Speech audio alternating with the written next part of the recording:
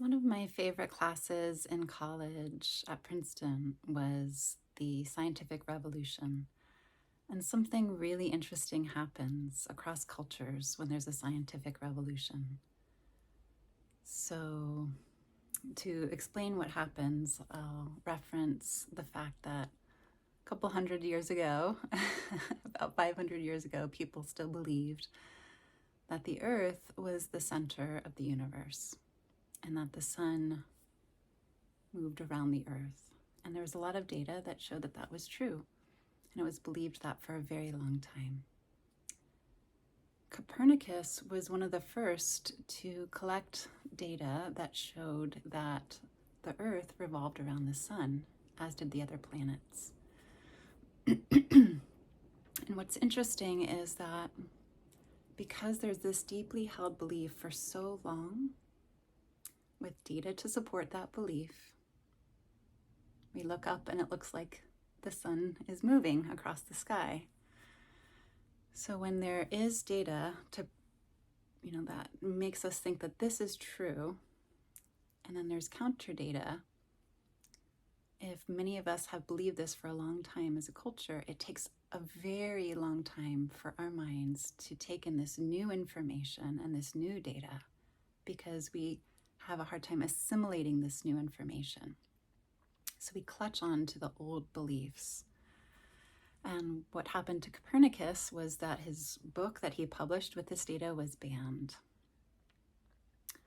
80 years later, Galileo came along, and he really believed that what Copernicus was showing was true, and he published his own book. And unfortunately, there was an inquisition, and he had to stand trial for publishing these beliefs because they were against the popular belief system that the Earth is at the center. And he had to recant much of his life's work, and his book was also basically banned.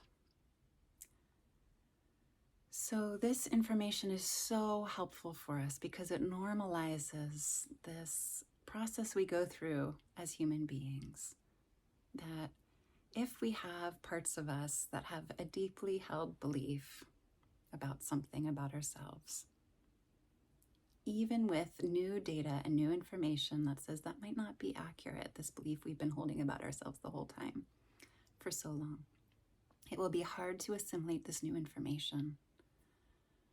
And this I see come into play again and again and again when people have developmental trauma, when they were emotionally mistreated as children, when they were shamed or blamed, and they took on the burdens of belief that they are unlovable, that they are broken, that they are not prioritized, that they don't matter.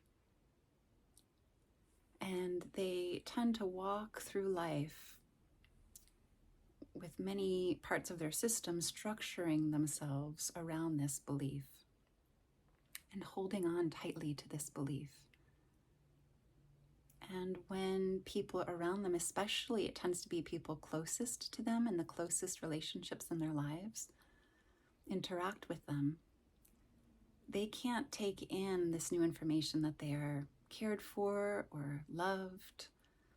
This information tends to fall off, and all that they assimilate are the moments or the data that supports their belief that they are unlovable, that they are broken, that they are not a priority in people's life, that they are not cared for.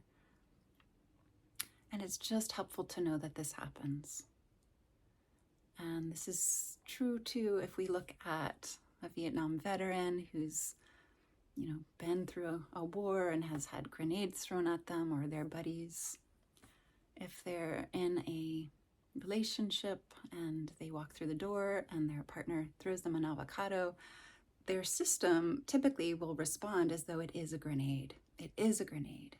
It has many similar features as a grenade, and their system is going to send cortisol and adrenaline through their system, that this is a very unsafe thing that's coming at me. And that's with a physical object. But This happens all the time in relationship. When a partner to someone with developmental trauma or complex trauma says something somewhat neutral or does something somewhat neutral, the person with complex trauma or developmental trauma who was given messages that they don't matter, that their feelings aren't a priority, that the parents and the caregivers in their lives don't care about their feelings. And it didn't probably start with those parents. It probably goes way back. So not blaming anyone. This, didn't start with us, and it probably didn't start with our parents. It probably goes back and back and back. But if someone was treated this way and their partner or their children, give them some information that's maybe mixed even, that has some care in it, but also some sense that something else matters also, the person with developmental trauma will not be able to take in the messages of care as easily, and will most likely only take in the messages that you're not the important one. You're the one who doesn't matter as much. Contributing to this narrative about oneself that, see, yet again, I don't matter to this person. I don't matter. I'm not prioritized. Unknowingly, they will see avocados as grenades. And maybe there are grenades being thrown at them, emotionally from time to time, but it will just be harder to see when it's truly an avocado because of these burdens of belief that we're carrying inside. And so I just have some metaphors to share with you around this. If we look at a tree and we see the outside of the tree, it looks like this tall, beautiful, healthy tree. And there's this wholeness about this tree. And if we make a little, cut in the tree, we see that this tree has all of the rings of the years of its life. And we know what happened in the environment at that time, depending on these messages in the rings of the tree.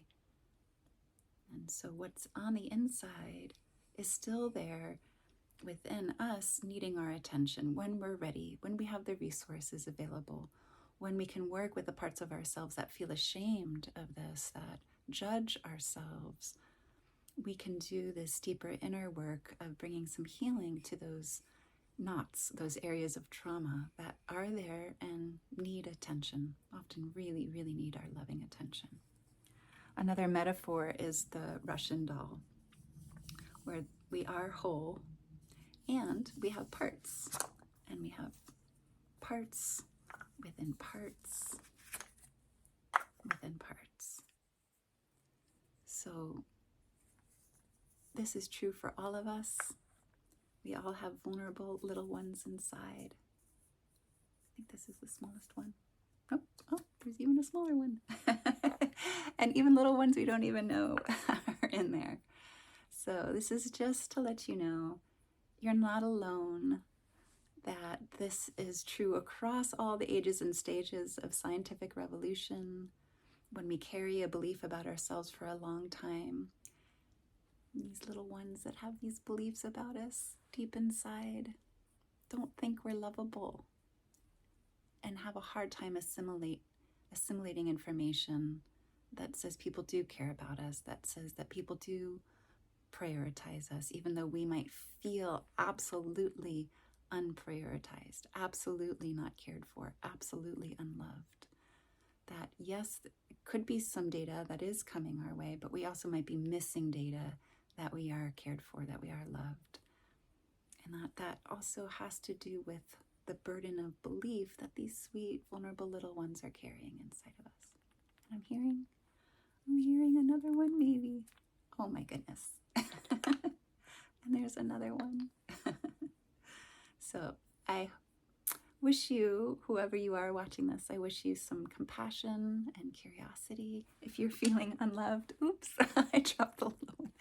That you may look within and see if there's parts of you that might believe that you're unloved and might not be taking in information and might be banning and putting to trial people who try to hold some information that maybe there's some other data here that it's just hard to take in right now because of this burden of belief. Thanks for listening. Take care and be well.